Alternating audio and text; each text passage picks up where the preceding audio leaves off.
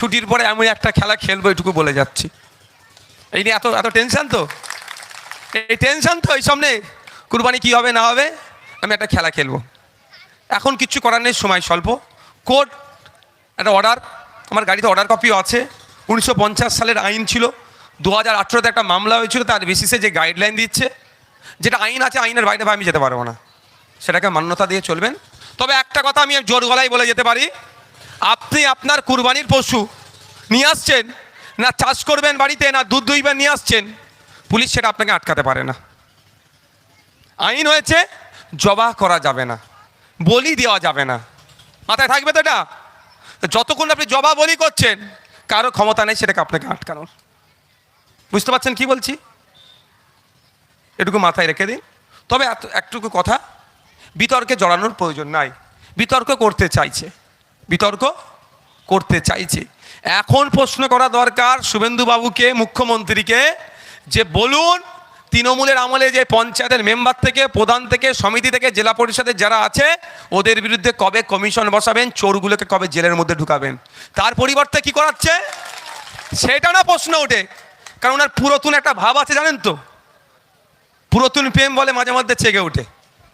পুরাতন প্রেম নয়, 2020 সাল পর্যন্ত প্রেম করেছে, মানে একসাথে ছিল, এখন ডিটাচ হয়েছে, তো পুরাতন প্রেমকে ভুলতে পারছে না।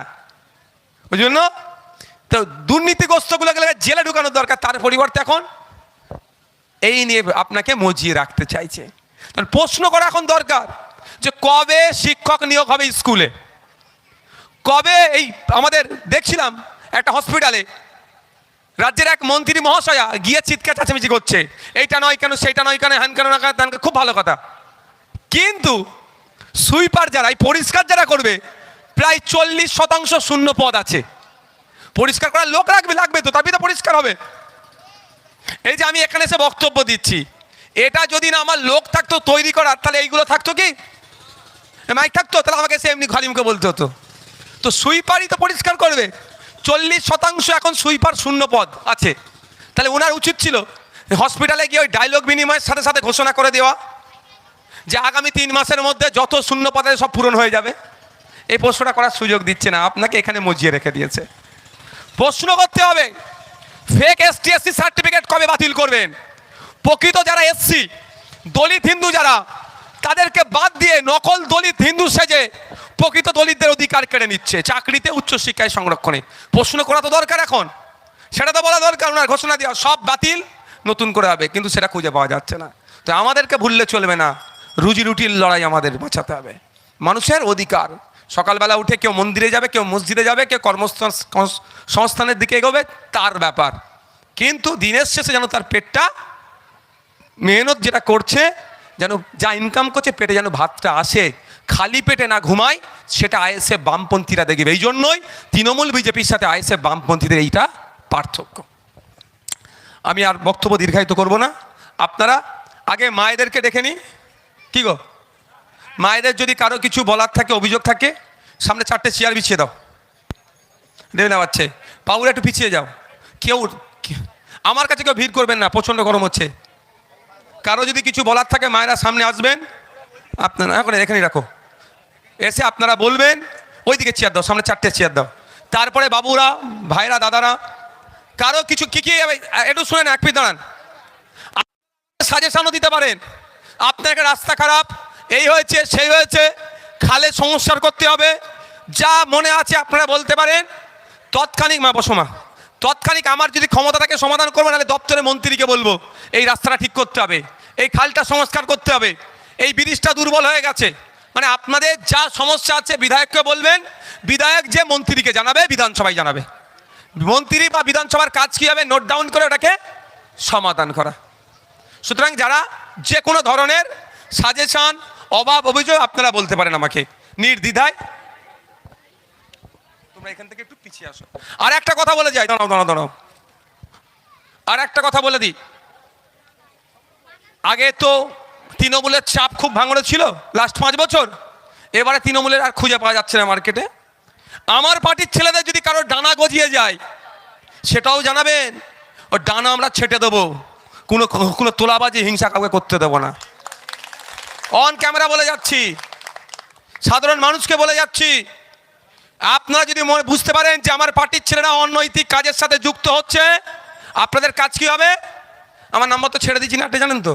উনি বাবা এত ফোন এসছে, পাগল হয়ে যাচ্ছি। তার উপরে বলবো খুব দরকারি কাজ ছাড়া ফোন করবেন না। ভাইজান কেমন আছে, দুয়া আশীর্বাদ ঘর থেকে করবেন, অতি যথেষ্ট। ফোন করে জিজ্ঞাসা করবেন না, এত ফোন ঢুকছে না, ফোন গরম হয়ে যাচ্ছে, আইফোন গরম হয়ে যাচ্ছে, বিশ্বাস করুন। শুধু ভাইজান কেমন আছে, সব ঠিক আছে তো? আমি অনুরোধ করছি এইটুকু জানার জন্য ফোন করতে হবে না, আশীর্বাদ দোয়া করবেন, ভাইজান ঠিক থাকবে। আপনাদের ছেলে তো আমি নাকি, তো ছেলেকে দোয়া আশীর্বাদ করলে তো ঠিক থাকবে। আমাকে সরাসরি ফোন করতে পারেন, নির্দ্বিধায় ফোন করবেন যে আপনার অমুক নেতা এই অন্যায়টা করছে, সেই নেতাকে কোথায় নেতার জায়গা হয় সেটাও দেখে নেবেন। এই মমতা ব্যানার্জির মতো বলবো না একটু দুষ্টুমি করে ফেলেছে, ও কাজ আমরা করব না। সতর্ক করে দেওয়া আছে, যদি কোনো অন্যায় কাজের সাথে যুক্ত হয় তার অবস্থান কোথায় হবে? কি বললাম, ডানা উঠলে বেরোলে কি হবে? ডানা ছেটে দেওয়া হবে। কারণ অনেক তপস্যার পরে ভাঙড়ের মানুষ একটা শান্তির জায়গায় এসেছে, তোলাবাজ মুক্ত হয়েছে। আবার নতুন করে তোলাবাজদের জন্ম ভাঙড়ে দেওয়া যাবে না, ওই কুড়িতেই তাকে বিনষ্ট করে দেওয়া হবে। আমরা সাথ দেবেন তো মায়েরা? কি মায়েরা সাথ দেবেন তো? হয়তো আমার অর্ধেক পার্টি উঠে গেল, ঘটনাক্রমে আমি বলছি, তারপরেও আপনি আমরা সাথ দেবেন তো?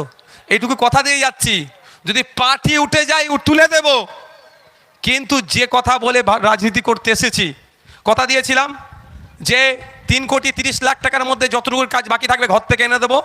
1,37,00,000 টাকা বাড়ি থেকে এনে কাজ করেছি, কথা রেখেছিলাম। ভোটের আগে প্রমাণ দেবো, প্রমাণ দিয়েছি। এবার কথা রেখেছি কি, কোনো তোলাবাজি করতে দেব না। তাই এটা বলছি, 5 বছর ধরে এটাই থাকবে, কোনো তোলাবাজি ভাঙড়ে হবে না। আর ওয়েটল্যান্ড নিয়ে যে সমস্যা, সে সমাধানের জন্য সেই বিকাশ স্যারের কাছে আমি কথা হয়েছে। আগের একটা আইন ছিল সম্ভবত 9 মিটার অবধি ঘর করতে পারবেন যারা পুরাতন এখানে বসবাস করছে, সেটাও নাকি পরিবর্তন করেছে। ওই আইনটা ফিরিয়ে নিয়ে আসা দরকার।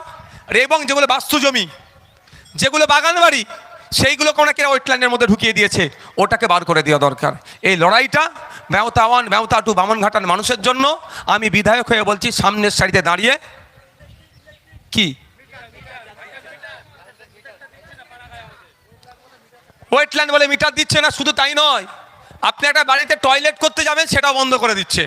আর তৃণমূলের নেতারা বড় বড় বিল্ডিং করছে, সেখানে ছাড় হয়ে যাচ্ছে, তাই না? ওটাও বন্ধ হবে। মানুষের যে এসেন্সিয়াল যেগুলো ডিমান্ড, যেগুলো প্রয়োজন, সেইগুলো ঠিক হবে। প্রয়োজন আমি বারবার ওয়েটল্যান্ড দপ্তরে যাব, নিশ্চিন্তে থাকবেন। পরিবেশ দপ্তরের আন্ডারে এটা পড়ছে, সেখানে যাব, নিশ্চিন্তে থাকবেন। মন্ত্রীর কাছে যেমন নিশ্চিন্তে থাকবেন, ম্যানেজ করতে যাব না, এখান থেকে 2 কাঠা জমি নিজের নামে লিখতে যাব না, আপনাদের জন্যই যাব।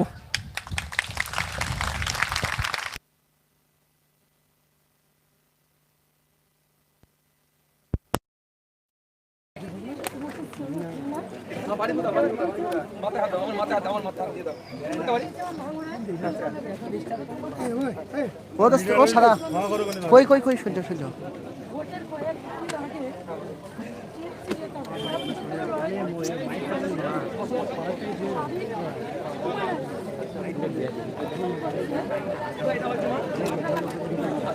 শাইন এটা গুছো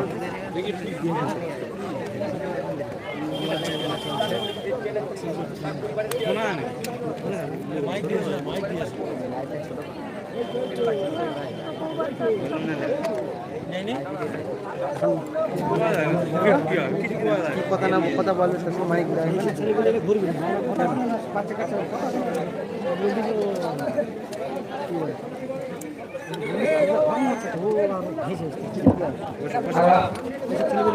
মা বোনেরা, আপনারা বলেছিলেন যে ভাইজানের কাছে কিছু অভিযোগ করবো, আপনারা আসেন, নির্ভয় নির্দ্বিধায় আসেন, এখানে এসে অভিযোগ করুন, আপনারা প্রশ্ন করুন। ভাইজান অবশ্যই আপনাদের উত্তর দেওয়ার জন্য এসেছেন, আপনারা আসুন।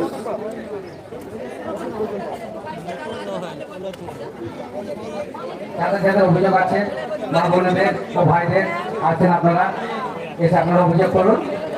অবশ্যই ভাইজান আপনাদের করবে। নির্ভয় নির্দ্বিধায় আসুন।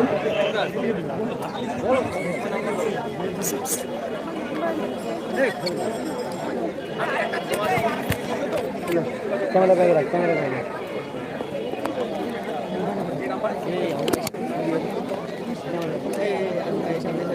এই বক্স করে রাখ না রেগে রইছে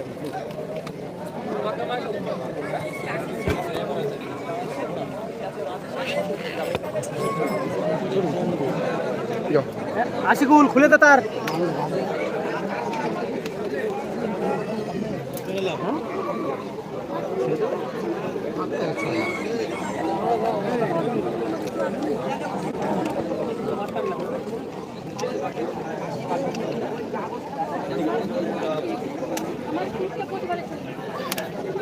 No.